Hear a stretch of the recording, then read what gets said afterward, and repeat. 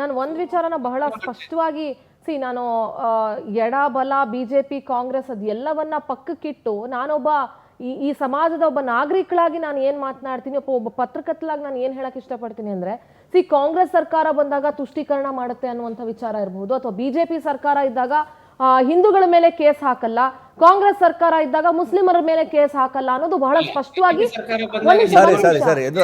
ಅದ್ರಲ್ಲಿ ತಪ್ಪಿದೆ. ಬಿಜೆಪಿ ಸರ್ಕಾರ ಬಂದಾಗ ಮುಸ್ಲಿಮರ ಮೇಲೆ ಕೇಸ್ ಹಾಕಲ್ಲ ಅಂತ, ಹಿಂದೂಗಳ ಮೇಲೆ ಕೇಸ್ ಹಾಕಲ್ಲ ಅಂತ ಏನಿಲ್ಲ. ಆ ಪ್ರಕರಣಗಳನ್ನ ನಾವು ಹಿಂದೆ ತಗೊಂಡಿರೋದು ಇದೆ, ಇವರು ಹಿಂದೆ ತಗೊಂಡಿರೋದು. ನಾನು ಏನ್ ಕೇಳ್ತಾ ಇದ್ದೀನಿ ನಿಮ್ ಇಬ್ರಲ್ಲಿ ಅಂತಂದ್ರೆ, ನನ್ನ ಮಾತನ್ನ ಬಹಳ ಸ್ಪಷ್ಟವಾಗಿ ಅರ್ಥ ಮಾಡ್ಕೊಳ್ಳಿ. ಈ ಹಿಂದೆ ಹಲವಾರು ತಪ್ಪುಗಳು ಎರಡೂ ಪಕ್ಷಗಳಿಂದ ಅನೇಕ ವಿಚಾರಗಳಲ್ಲಿ ಅನೇಕ ಬಾರಿ ಆಗಿರಬಹುದು. ನಾನು ಇಲ್ಲ ಅಂತ ಖಂಡಿತವಾಗ್ಲೂ ಹೇಳಬಾರದು ಇಲ್ಲ ಅಂತ. ಆದ್ರೆ ಈ ದ್ವೇಷ ಭಾಷಣ ಅನ್ನೋದು ಕೇವಲ ಹಿಂದೂ ಧರ್ಮಕ್ಕೆ ಮಾತ್ರ ಅಪ್ಲೈ ಮಾಡಕ್ಕಲ್ಲ ಈ ಬಿಲ್ ಪಾಸ್ ಮಾಡಿರೋದು.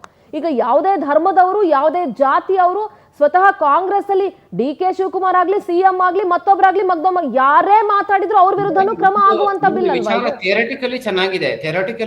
ಅದೇ ಪ್ರಾಕ್ಟಿಕಲಿ ಪ್ರಾಕ್ಟಿಕಲ್ ಆಗಿ ಅದನ್ನ ಹೇಗೆ ಕಾರ್ಯರೂಪಕ್ಕೆ ತರ್ತಾರೆ ಅನ್ನೋದೇ ನನ್ನ ಪ್ರಶ್ನೆ.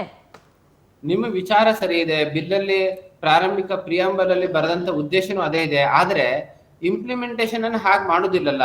ಇಂಪ್ಲಿಮೆಂಟೇಶನ್ ಮಾಡ್ಬೇಕಾದ್ರೆ ಅದ್ರಲ್ಲಿ ಏನಿದೆ ಅಂತ ಹೇಳಿದ್ರೆ ದ್ವೇಷ. ಆ ಬಿಲ್ ಅನ್ನ ನಾನು ಪ್ರತ್ಯಕ್ಷವಾಗಿ ಅದ್ರ ಕಾಪಿಯನ್ನ ಓದಿದ್ದೇನೆ. ಏನಂತ ಹೇಳಿದ್ರೆ ದ್ವೇಷ ಹೇಳುವುದಕ್ಕಾಗಿ ಯಾವುದೇ ರೀತಿ ಸ್ಪಷ್ಟವಾದ ಡೆಫಿನೇಷನ್ ಇಲ್ಲ. ಈಗ ಉದಾಹರಣೆ ತಿಳ್ಕೊಳ್ಳಿ, ನಾವು ಹಿಂದೂ ಸಂಘಟನೆಯವರು, ಸರ್ಕಾರ ಇವತ್ತು ನಮ್ಮ ಹಿಂದೂ ದೇವಸ್ಥಾನಗಳನ್ನ ವಶಪಡಿಸ್ಕೊಳ್ತಾ ಇದೆ, ಹಿಂದೂ ದೇವಸ್ಥಾನಗಳ ಹಣವನ್ನ ಈ ತರ ಒಂದು ದುರುಪಯೋಗ ಮಾಡ್ತಾ ಇದೆ, ಅಥವಾ ಲವ್ ಜಿಹಾದ್ ನಡೀತಾ ಇದೆ, ಹಲಾಲ್ ಜಿಹಾದ್ ನಡೀತಾ ಇದೆ, ಲ್ಯಾಂಡ್ ಜಿಹಾದ್ ನಡೀತಾ ಇದೆ ಇತ್ಯಾದಿ ಸತ್ಯ ವಿಷಯಗಳನ್ನು ಹೇಳಿದ್ರು ನಮ್ಮ ಮೇಲೆ FIR ಮಾಡಬಹುದು ದ್ವೇಷ ಭಾಷಣ ಅಂತೇಳಿ. ಅದನ್ನು ಡಿಸೈಡ್ ಮಾಡೋದು ಒಬ್ಬ ಪೊಲೀಸ್ ಇನ್ಸ್ಪೆಕ್ಟರ್ ಆ ಕಾಯ್ದೆಯಲ್ಲೇ ಸ್ಪಷ್ಟವಾಗಿ what is definition of the hate speech. ಈಗ ನನಗೆ ಹಲವು ಪ್ರಶ್ನೆಗಳಿದಾವೆ. ಮಿಸ್ಯೂಸ್ ಮಾಡಬಹುದು. ಅಲ್ಲ ಮೋಹನ್ ಒಂದ್ ನಿಮಿಷ, ನನಗೆ ಕಾಂಗ್ರೆಸ್ ವಕ್ತಾರರು ಜಾಯ್ನ್ ಆದ್ರೆ ಕೇಳಲಿಕ್ಕೆ ಹಲವು ಟೆಕ್ನಿಕಲ್ ಆಗಿ ಒಂದಷ್ಟು ಪ್ರಶ್ನೆಗಳಿದಾವೆ. ಅಂದ್ರೆ ನೀವು ಯಾವ ಪದವನ್ನ ದ್ವೇಷ ಅಂತ ಕನ್ಸಿಡರ್ ಮಾಡ್ತೀರಿ ಅಂತ ನಾನು ಕೇಳಲಿಕ್ಕಿದೆ ಅವ್ರಿಗೆ. ಅಂದ್ರೆ ಪದವನ್ನ ದ್ವೇಷ ಅಲ್ಲ, what is the definition for ದ್ವೇಷ, ಹೇಟ್ ಸ್ಪೀಚ್ ಅನ್ನೋದಕ್ಕೆ ನೀವು ಎಲ್ಲಿ ಇಂಟರ್ಪ್ರಿಟೇಷನ್ ಮಾಡ್ತೀರಾ? ಪ್ರಚೋದನೆ ಮಾಡುವಂತದಿರಬಹುದು, ಅಥವಾ ಒಂದು ಧರ್ಮದ ಮೇಲೆ ಇನ್ನೊಬ್ರು ಮಾತನಾಡೋದಿರ್ಬೋದು, ಇನ್ನೊಂದು ಧರ್ಮದ ವಿರುದ್ಧ. ಮೇಡಮ್, ಹಾಗಾದ್ರೆ ಮೊನ್ನೆ ಮಂಡ್ಯದಲ್ಲಿ ಪ್ರಚೋದನೆ ಆಯ್ತು, ಹಿಂದೂಗಳ ಮೇಲೆ ಹಲ್ಲೆ ಆಯ್ತು. ಆ ಮಸೀದಿಯ ಮುಂದೆ ಹೋದಂತ ಸಂದರ್ಭದಲ್ಲಿ ಅಲ್ಲಿ ಹಿಂದೂಗಳ ಮೇಲೆ ಕಂಡಪಟ್ಟೆ ಹಲ್ಲೆ ಆಯ್ತು. ಅಲ್ಲಿ ಆಗಿದ್ದಂಥದ್ದು ಪ್ರಚೋದನಾ ಭಾಷಣದಿಂದನೇ. ಯಾತಕ್ಕಾಯ್ತು ಹಿಂದೂಗಳ ಮೇಲೆ ಅಷ್ಟಲ್ಲೇ? ಬರೀ ಅಲ್ಲಿ ರಾಷ್ಟ್ರಧ್ವಜವನ್ನು ಹಾರಿಸ್ಲಿಕ್ಕೆ ಹೋದಂಥ ಸಂದರ್ಭದಲ್ಲಿ ಹಲ್ಲೆ ಆಯಿತು. ರಾಷ್ಟ್ರಧ್ವಜವನ್ನು ಹಾರಿಸ್ಲಿಕ್ಕೆ ನಮ್ಮ ರಾಷ್ಟ್ರದಲ್ಲಿ ನಮಗೆ ಹಕ್ಕಿಲ್ವೇ? ನಮ್ಮ ರಾಷ್ಟ್ರದಲ್ಲಿ ನಮ್ಮ ತಿರಂಗವನ್ನು ಬಿಟ್ಟು ಬೇರೆ ಯಾವುದನ್ನು ಹಾರಿಸ್ಬೇಕಾಗುತ್ತೆ? ನಾವು ಬೇರೆ ಯಾವ ರಾಷ್ಟ್ರಧ್ವಜವನ್ನು ಹಾರಿಸ್ಬೇಕಾಗುತ್ತೆ ಹೇಳಿ? ಅವತ್ತು ಎಂಥ ಹಲ್ಲೆ ಆಯಿತು! ಪೊಲೀಸರೇ ನಿಂತ್ಕೊಂಡು ಹಲ್ಲೆ ಮಾಡಿದರು, ಪೊಲೀಸರೇ ಲಾಠಿ ಚಾರ್ಜ್ ಮಾಡಿದರು, ಗೋಲಿಬಾರ್ ಮಾಡಿದರು. ಇದೆಲ್ಲ ಎಲ್ಲಿಂದ, ಯಾರಿಂದ? ಇದೇ ಕಾಂಗ್ರೆಸ್ಸಿನ ರಾಜಕಾರಣಿಗಳ ಕುಮ್ಮಕ್ಕಿನಿಂದ. ಮೊನ್ನೆ ನಾನು ಇನ್ನೊಂದು ಮಾತು ಹೇಳಕ್ ನಾನು ಎರಡೂ ಕಡೆ ನಾನು ಮಾತನಾಡ್ತಾ ಇದ್ದೀನಿ. ಮೊನ್ನೆ ಹನುಮ ಜಯಂತಿ ನಡೆದಂತ ಸಂದರ್ಭದಲ್ಲಿ ಮೆರವಣಿಗೆ ಮಾಡಬೇಕು ಅಂತ, ಶೋಭಾಯಾತ್ರೆ ಮಾಡಬೇಕು ಅಂತ ಮಂಡ್ಯದಲ್ಲಿ ಇದು ಮಾಡಿದಾಗ ಪೊಲೀಸರು ಒಂದು ರೂಟ್ ಮ್ಯಾಪ್ ಕೊಡ್ತಾರೆ. ಮಸೀದಿ ರೋಡಲ್ಲಿ ಹೋಗೋದು ಬೇಡ, ನೀವು ಪರ್ಯಾಯ ಮಾರ್ಗದಲ್ಲಿ ಹೋಗಿ ಅಂತ ಹೇಳ್ತಾರೆ. ಹಾಗಾದ್ರೆ ಸ್ವಾತಂತ್ರ್ಯ ಅಂದ್ರೆ ಮಸೀದಿ ರೋಡ್ ಅಂತ ಹೇಗೆ ನೀವು ಡಿಸೈಡ್ ಮಾಡ್ತೀರಿ? ಒಂದ್ ನಿಮಿಷ ಮಸೀದಿ ಇರುವಂತ ಜಾಗದಲ್ಲಿ ನೀವು ಹೋಗೋದು ಬೇಡ, ಪರ್ಯಾಯ ಮಾರ್ಗದಲ್ಲಿ ಹೋಗಿ ಅಂತ ಹೇಳ್ತಾರೆ. ಒಂದ್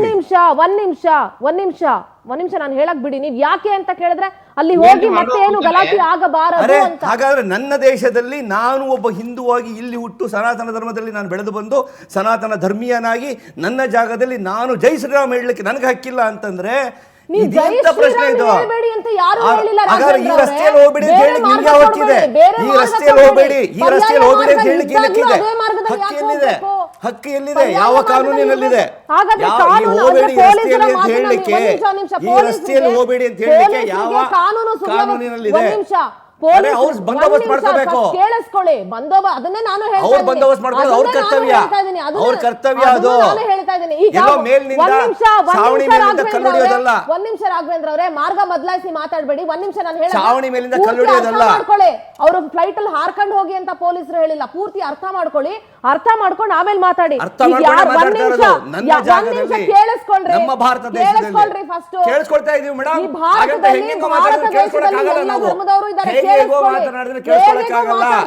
ನನ್ನ ಧರ್ಮದಲ್ಲಿ, ನನ್ನ ನೆಲದಲ್ಲಿ, ನನ್ನ ನೆಲ, ನನ್ನ ಜನ, ನನ್ನ ಹಕ್ಕು. ಈ ದೇಶ ಈ ದೇಶ ಎಲ್ಲ ವರ್ಗದವರಿಗೂ ನೆಲೆ ಕೊಟ್ಟಿದೆ, ಈ ರಾಜ್ಯ ಎಲ್ಲ ವರ್ಗದವರಿಗೂ ನೆಲೆ ಕೊಟ್ಟಿದೆ, ಇಲ್ಲ ಅಂತ ನಾನು ಹೇಳ್ತಿಲ್ಲ, ಅದನ್ನ ಬದಲಾಯಿಸಕ್ಕೂ ಆಗಲ್ಲ. ಆದರೆ ನೀವೊಂದು ಮಾತು ಹೇಳಿದ್ರಿ, ನನ್ನ ದೇಶದಲ್ಲಿ ನನಗೆ ಓಡಾಡಕ್ ಹಕ್ಕಿಲ್ಲ. ಈಗ ಯಾರೋ ಒಬ್ರು CM PM ಅಥವಾ ಇನ್ನೊಬ್ರು ಯಾರೋ ಬರ್ತಾರೆ ಅಂದಾಗ ಪೊಲೀಸರು ಮಾರ್ಗ ಬದಲಾಯಿಸ್ತಾರೆ.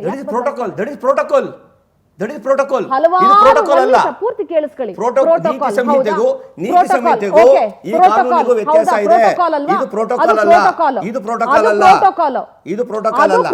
ಅಲ್ವಾ? ಒಂದ್ ನಿಮಿಷ ಇರಿ. ಇದೇ ರೀತಿ ಹಬ್ಬ ಹರಿದಿನಗಳಾಗಬೇಕಾದಂತ ಸಂದರ್ಭದಲ್ಲಿ ಹಲವಾರು ಬಾರಿ ಪೊಲೀಸರು ಮಾರ್ಗ ಬದಲಾಯಿಸಿರುವಂತ ಎಕ್ಸಾಂಪಲ್ ಇಡೀ ನಮ್ಮ ಸ್ಟೇಟ್ ಅಲ್ಲೇನು ಇಂಡಿಯಾದಲ್ಲೇ ಬೇಕಾದಷ್ಟು ಎಕ್ಸಾಂಪಲ್ ಇದೆ.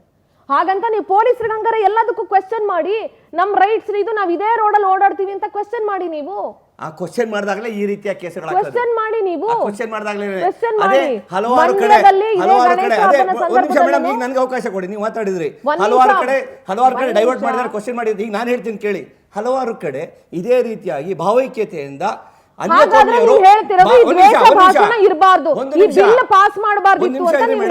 ಕೇಳಿಸ್ಕೊಳ್ಳಿ. ಇಲ್ಲಿ ಅನ್ಯ ಕೋಮಿನವರು ಹಾಗೂ ಹಿಂದೂಗಳು ಜೊತೆಯಲ್ಲಿ ಸಾಮರಸ್ಯದಿಂದ ಉರುಸುಗಳನ್ನ ಇನ್ನೊಂದನ್ನ ಮತ್ತೊಂದನ್ನ ಜಾತ್ರೆಗಳನ್ನ ಮಾಡ್ತಕ್ಕಂಥದ್ದನ್ನ ನಾವು ನೋಡಿದ್ದೇವೆ. ಇದೆ ಅಲ್ಲೆಲ್ಲ ಗಲಾಟೆ ಆಗೋದಿಲ್ಲ. ಇಲ್ಲಿ ಕೆಲವು ಜಾಗಗಳಲ್ಲಿ ಪರ್ಟಿಕ್ಯುಲರ್ ಜಾಗದಲ್ಲಿ ಮಾತ್ರ ಗಲಾಟೆ ಆಗುತ್ತೆ. ರಾಜಕಾರಣಿಗಳು ವಿಷ ಬೀಜಗಳನ್ನ ಬಿತ್ತುತ್ತಾ ಇರೋದಕ್ಕೆ, ರಾಜಕಾರಣಿಗಳ ಬಾಯಿ ನಾಲ್ಗೆ ಹಿಡಿತದಲ್ಲಿ ಇರೋದಕ್ಕೆ ಇದೆಲ್ಲ ಆಗ್ತಾ ಇರೋದು. ಮೊದಲು ನಿಮ್ಮ ರಾಜಕೀಯ ಪಕ್ಷಗಳು ನಿಮ್ಮ ಬಾಯಿಗಳನ್ನ ಕಡಿವಾಣ ಹಾಕೋದನ್ನ ಹೆಚ್ಚಿಗೆ ಹಿಂದೂ ಧರ್ಮದ ಮೇಲೆ ಇರತಕ್ಕಂಥ ದ್ವೇಷದಿಂದ ಅಂತ ಹೇಳಿ ಎರಡು ಪಕ್ಷದವ್ರಿಗೂ ಹೇಳ್ತಾ